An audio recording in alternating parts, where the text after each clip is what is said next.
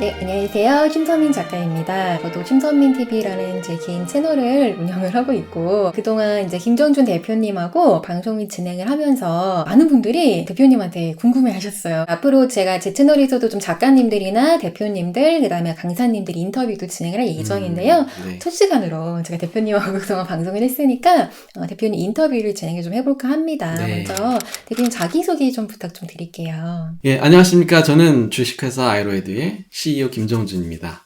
본업은 치과의사고요. 실제로 저 혼자서 지금 작은 치과를 운영하고 있는데요. 네. 스타트업으로 법인을 설립하고 CEO라는 또 직함을 새로 얻게 되었습니다. 회사 이름이 주식회사 아이로에듀인데요. 어떤 뜻인가요? 아이로에듀는 약자거든요. 아버지의 이름으로라는 아이로 이렇게 따와서 저희가 이 법인을 설립한 거는 이 땅의 아버지들에게 정말로 유익한 서비스들을 제공하고자 하는 취지로 시작한 거거든요. 네. 그래서 아버지의 이름으로 우리가 아버지들에게 정말 꼭 필요하고 또 아버지의 이름으로 자녀들에게 할 수 있는 최선을 다하겠다는 의미를 담고 있습니다. 유튜브 채널명이 밥상머리 TV인데 채널명이 왜 밥상머리인가요?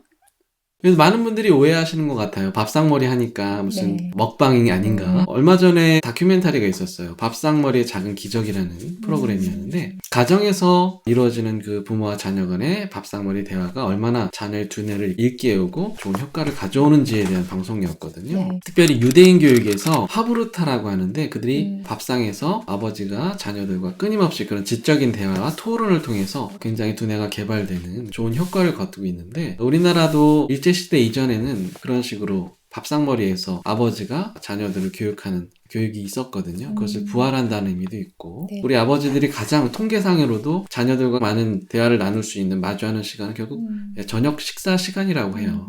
그 시간을 얼마나 퀄리티 타임을 잘 보낼 수 있는지에 대한 초점을 맞춘 서비스라고 보시면 되겠습니다. 치과의사 본업이 네. 있으시고 또 겸업으로 교육사업을 진행을 하고 계신데요. 어떤 계기로 교육사업을 겸업하게 되셨는지 궁금합니다.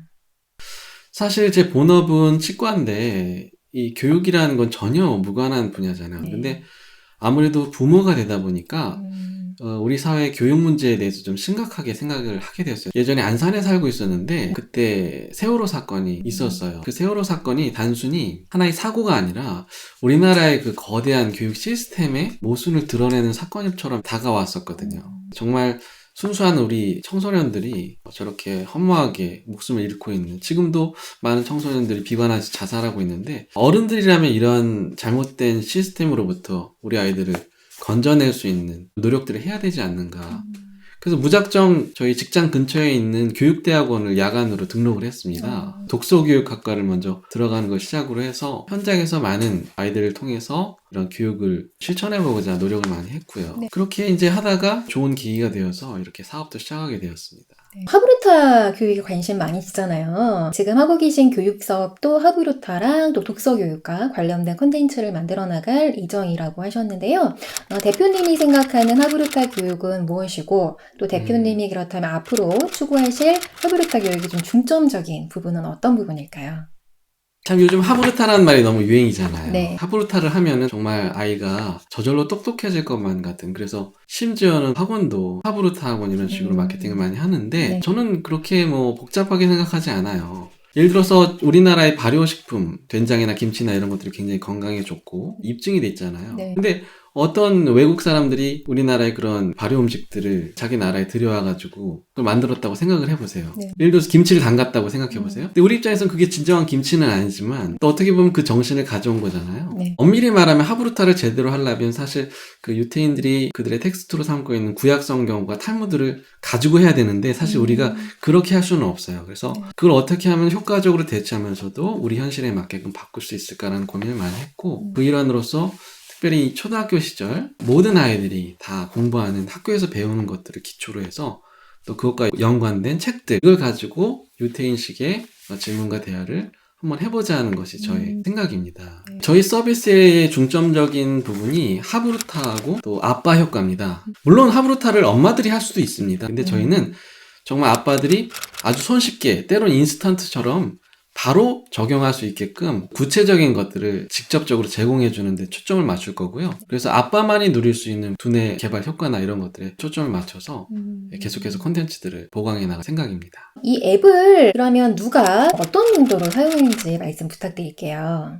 예, 저희 법인 이름이 아버지의 이름으로 아이로 에듀잖아요. 주된 사용자는 바쁘고 지친 아빠들. 아이들과 무슨 얘기를 나누고 싶지만 무슨 얘기를 해야 될지도 모르겠고 그런 걸 고민하기조차도 귀찮을 때 우리가 제시하는 어떤 대화 사례들을 통해서 바로 적용할 수 있게끔 비단 이제 아빠들뿐만 아니라 정말 바쁘고 여러 가지로 신경 쓸 것이 많은 우리 워킹맘들이 또 사용하셔도 좋을 것 같고요. 네. 저는 가만히 보면은 우리 서비스가 정규과정을 배우고 있는 어린이들 뿐만 아니라 대안학교나 국제학교 같이 한국 정규 교육과정을 배우지 않는 친구들한테도 굉장히 도움이 된다고 생각합니다. 네. 왜냐하면 정규과정에서는 대체 뭘 배우고 있는지 궁금해할 수 있고 네.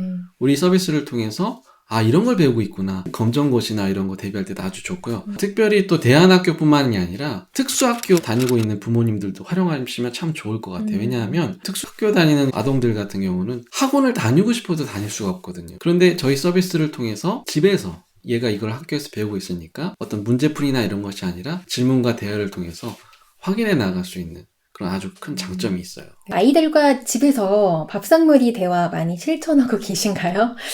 밥상머리 대화를 통해서 자녀들하고 좀 변화된 이야기라던가 좀 흥미 있었던 에피소드가 있었다면 좀 소개 부탁드릴게요. 아, 참 부끄러워요. 참 어떻게 보면은 제가 투잡이잖아요. 근데 또 아빠라는 것도 하나의 직업이라고 생각하면 세 가지 일을 하다 보니까 우선순위가 조금 밀려날 때가 많죠. 네. 정말 미안한 부분이 많고 아빠가 왜 이렇게 바쁠까 생각하면 아, 아빠가 말이지 세상의 아빠들을 돕기 위해서 참 이렇게 열심히 말이 안 되는 얘기인데 사실은 근데 하나 분명한 사실은 제가 이 일을 하면서 네. 노력하고 있다는 거죠. 완벽한 아빠가 될 수는 없지만 네. 제가 어느 정도 이상적으로 생각하는 아빠가 되고자 노력하는 부분이 있어요. 만약 이걸 하지 않았으면은 더 안 했을 것 같아요. 예, 왜냐하면 의지적인 노력이 필요한데 네.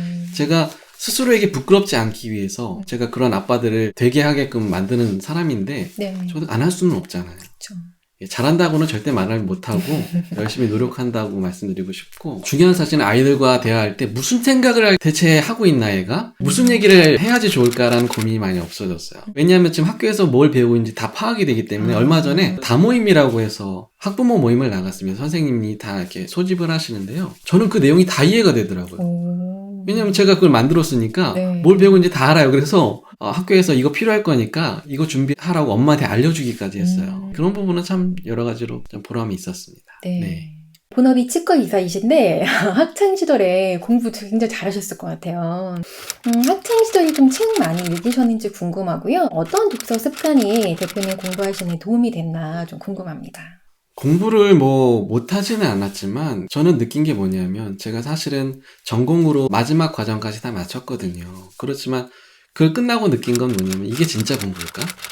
어떤 간판을 따기 위한 밥벌이를 하기 위한 공부가 진짜 공부인가에 대한 회의를 좀 갖게 됐어요. 그래서 별도로 교육이라는 것을 또 공부하기 위해서 대학원도 또 진학했던 것 같은데요. 공부를 잘한다고 생각하지 않고요. 항상 남들보다 더 열심히 공부해야 된다라고 생각을 했어요. 모르는 게 너무나 많기 때문에 네. 알아야 되는 게 많고 성장해야 되기 때문에 좀 공부를 열심히 했던 것 같습니다. 나름대로. 그리고 제가 또 책을 많이 좋아하고요. 실제로 왜 좋아하냐면 어린 시절에 좀 어려운 경험이 있었는데 저희 어머님이 가정에 좀 도움이 되고자 도서 외판원을 하셨어요. 근데 책이 안 팔리면 전집이 그냥 저희 집에 있는 거죠. 저는 그 책을 그래서 할 일이 없으니까 읽어버린 거예요. 다. 그때 읽었던 책이 뭐냐면 이원수 아동문학 전집이었습니다. 근데 이원수 선생님의 아동문학이 굉장히 역경을 극복하고 이런 내용들이 많이 들어있어서 저한테는 그 문학 전집이 제 인생에 있어서 회복 탄력성을 부여하는 그런 멘토가 되어주었어요. 그래서 저는 책이라는 게 너무나 중요하다는 걸 잘 알고 있었고 그래서 이번에 서비스를 할 때도 독서 교육에 대해서 특별히 콘텐츠들을 신경을 썼습니다. 대표님만의 좀 특별한 독서법이 있다면 뭔지 좀 소개 좀 부탁드리고 좋아하는 분야의 책이 뭔지 소개 부탁드릴게요.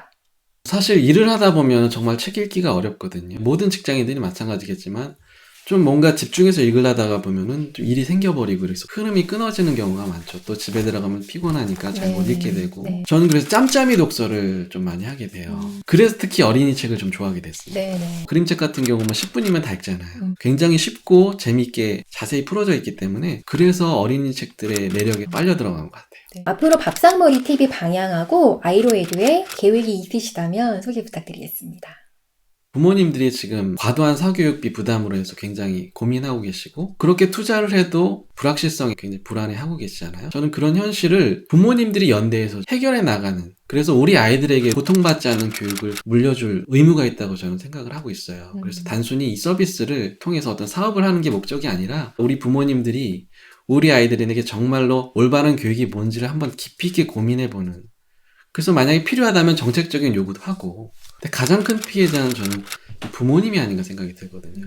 교육에 대한 고민 때문에 삶의 질이 저하되고 또 경제적인 부담은 커지고 노후가 불안해지고 거기에 대해서 어떤 뾰족한 대답은 없고, 결국에는 이걸 혼자 힘으로 해결하려고 하지 말고 부모님들이 어떻게 하면 좀 더 사교육에 의존하지 않고도 이 가정에서도 또 사회적으로 우리 부모님들이 연대해서 이 문제를 해결해 나갈 수 있을까, 좀 고민하는 그러한 커뮤니티를 좀 재건하고 싶다라는 비전이 있습니다. 지금까지 주식회사 아이로 에듀 김정준 대표님과 인터뷰 진행했습니다. 대표님 오늘 감사합니다.